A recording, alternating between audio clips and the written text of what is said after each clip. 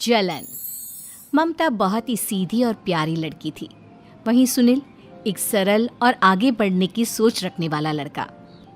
सुनील, बेटा सुनील कहाँ है? अरे जरा एक गिलास पानी तो दे दो। हाँ माँ, अभी आया। क्या माँ, पानी तेरे सर के पास ही तो रखा है, क्या हो गया है? तबीयत खराब है क्या?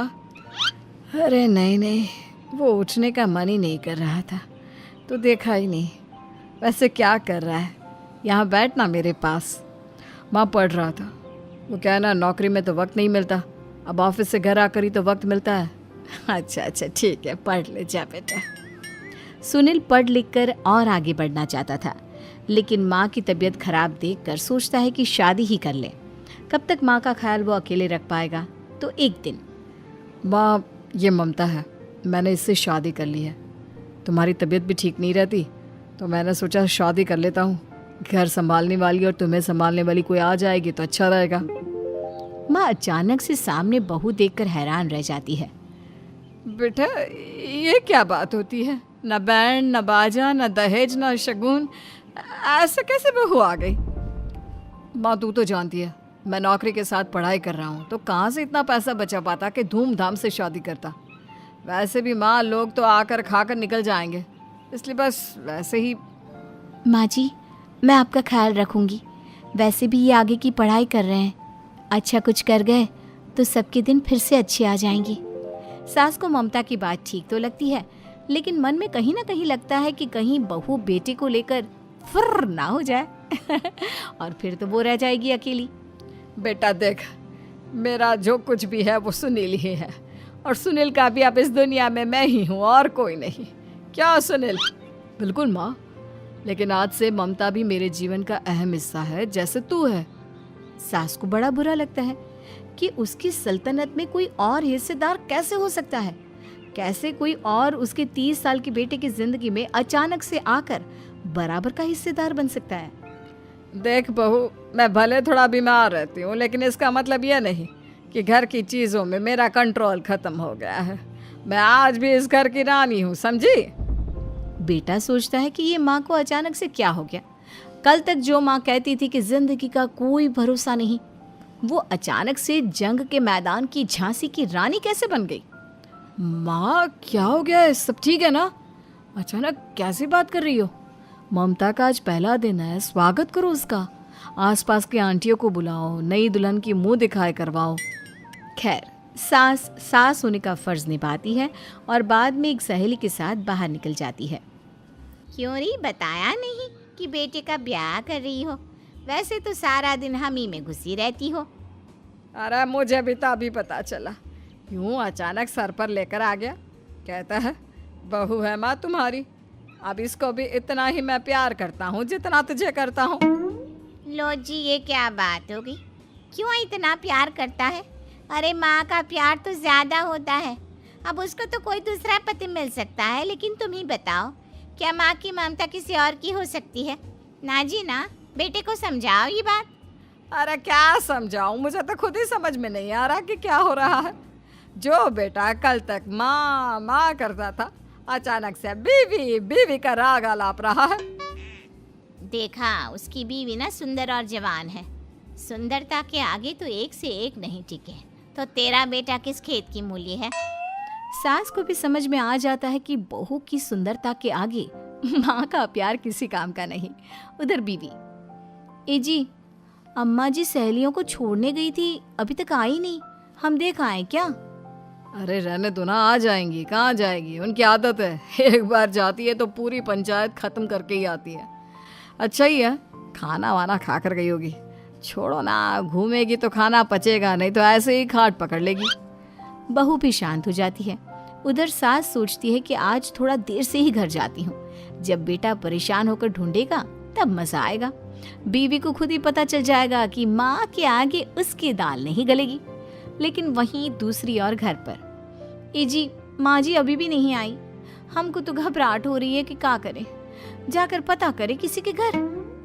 अच्छा, कहाँ जाओगी ये भी बता दो। पहला दिन है तुम्हारा इस घर में और एक ही दिन में मोहल्ला छानोगी क्या? हाँ, तो आप भी तो नहीं जा रहे हैं ना, हमको फिक्र हो रही है। अरे यार, ये रोज का है अम्मा का, खाओ और सो जाओ। बस फिर क्या था। बेटा बहू खाना खाते हैं और कमरे में सोने चले जाते हैं।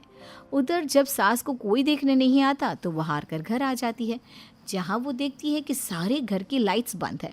सास को गुस्सा आता है। बहू, ममता बहू कहाँ हो? लेकिन सारे दिन की थकी बहू को ऐसी नींद आती है जैसे किसी ने भांग की गोली खिला दी हो। वो तो नहीं उठती। उठकर आ जाता है बेटा। अरे क्या बात है अम्मा, काहे चिल्ला रही हो? अरे सो जाओ ना, सुबह की थकी है बहू, वो सो रही है। जोर से बोलोगी तो नींद खुल जाएगी उसकी। माँ को गुस्सा आ जाता है। फिलहाल तो सो जाती है, लेकिन मन ही मन ढेर सारा जहर बहू के लिए भरा होता है। सुबह बहू चाय बना रही होती है कि सास धीरे से गैस तेज कर देती है, जिससे चाय का बर्तन जल जाता है। और जैसे ही बहू चाय का बर्तन उठाती है उसका हाथ जल जाता है। मेरा हाथ जल गया। वो जोर जोर से चिल्लाकर इधर उधर भागती है कि सास थोड़ी देर में उसके हाथ में पानी डाल देती है। हाय रे बहू, क्या कर रही हो? पहली बार रसोई छुई हो क्या? सासू माँ गलती से गैस तेज रह गई थी और बर्तन जल गया, जिससे मेरा हाथ जल गया। हाय रे, कितना गंदा दाग। छी छी छी छी, मुझे तो उल्टी आ रही है तेरा गला हुआ मांस देखकर। तू ना मुझे अभी साथ से खाना मत लगाना। बहू भी खुद का हाथ देखती है तो उसे भी रोना आ जाता है। कुछ दिनों के बाद सास की सहेली आती है। बहू चाय बनाकर लाती है। उसके जाने के बाद सहेली कहती है, बहू की सुंदरता ऐसी है कि कोई भी दीवाना हो जाए। वैसे तेरे बेटे का क्या हाल है? अरे वैसा ही है, बहू के पीछे लट्टू। क्या करूं, कुछ समझ में नहीं आ रहा। मैंने तो बहू के चेहरे पर दिवाली के पटाखे की चक्री फेंक दी, उसका पूरा चेहरा जल गया। अब देखो ना रही सुंदरता, और ना ही अब मेरा बेटा उसे पूछता है। अरे अब तो वो उसे छोड़कर दूसरी भी देखने को बोल गया है मुझे। बहू सारी बात सुन रही होती है।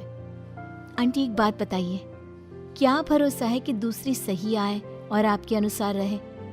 देखिए आंटी, मेरी सासू माँ को गलत बात सिखाने की जरूरत नहीं है। हमारा परिवार साथ में खुशी से रह रहा है। देख बहू, मेरी सहेली की बेइज्जती ना कर, वही अच्छा रहेगा तेरे लिए, समझी? बहू नहीं मानती है। वो बार बार उनकी सहेली को घर से निकल जाने को कहती है।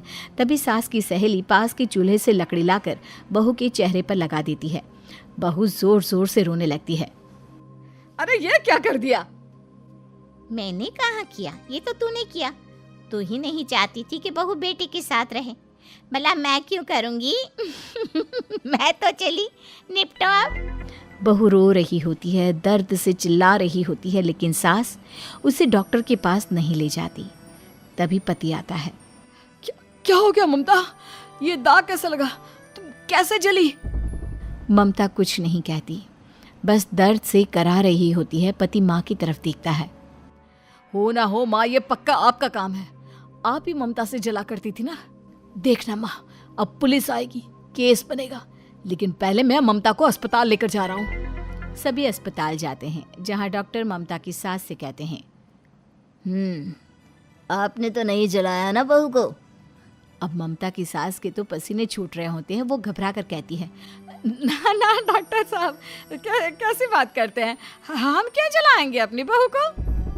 डॉक्टर ममता के पति से पूछते हैं, देखिए, क्योंकि ये ससुराल में जली है तो मामला पुलिस का बनता है, तो आप पहले पुलिस को बुलाइए, तभी इलाज पूरा होगा।